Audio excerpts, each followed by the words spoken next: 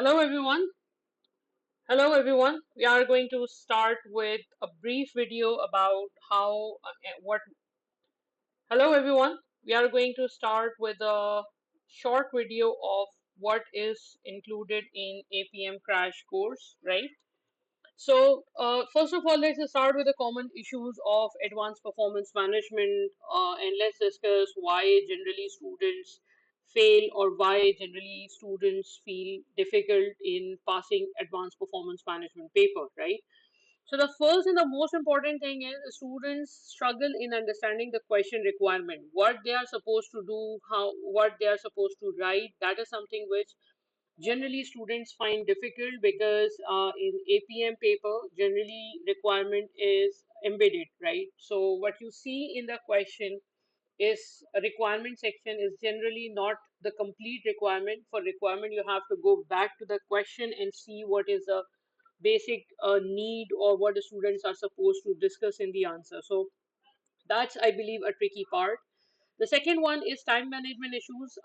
It's extremely common in APM paper that students complete 85 marks paper or maybe 90 marks paper, and they generally leave 15, 20 marks requirement in in their paper because they somehow couldn't don't won't be able to complete their papers. Students don't consider the marking scheme, and that's basically the reason why they have time management issues because they generally override in the paper like 15 marks question, 16 marks requirement. They generally write a lot. So it's extremely important for you to understand how much you should write for 2 mark answer, or maybe I mean if you split 16 marks into marking scheme, so how much you are supposed to write for each point.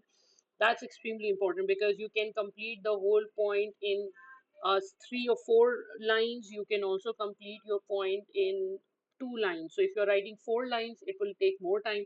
If you're writing completing your answer in 2 lines, it will take less time, right? So that's basically what you have to practice a lot, right?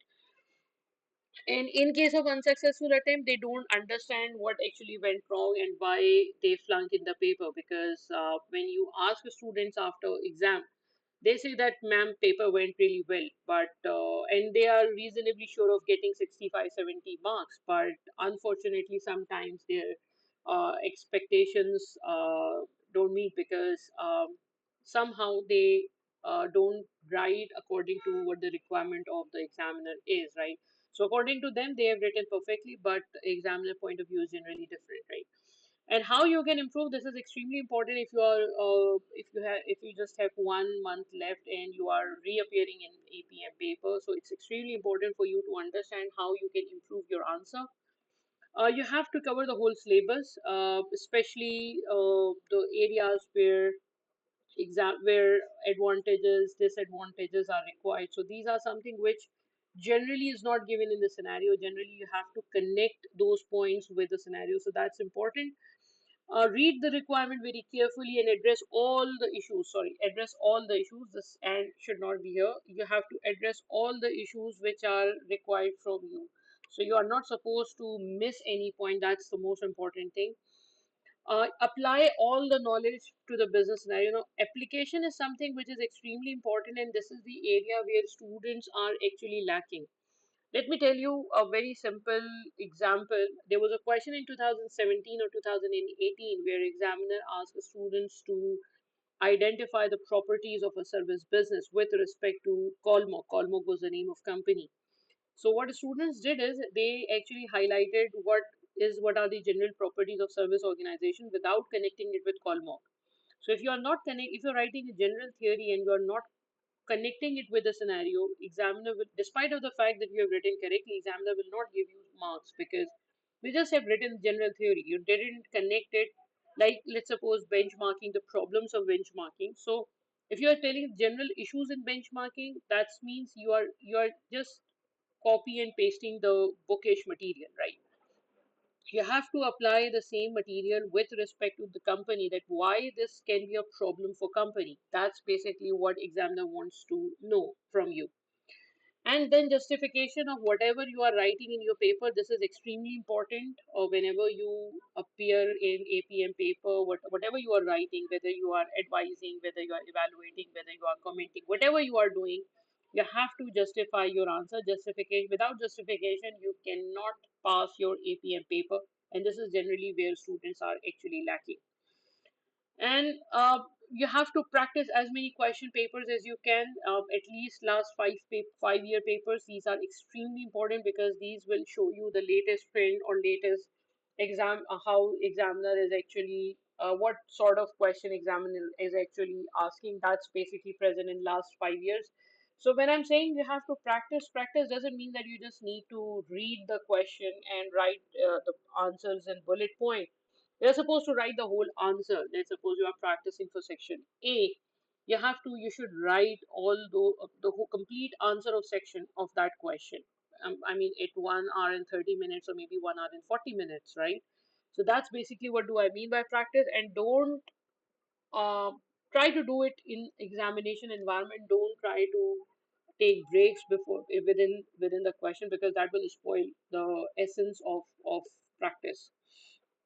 Read examiner comments if it's available. Definitely all the comments are available. You should read the examiner comments. You should know what examiner is actually complaining, right? Now, what is included in the crash course?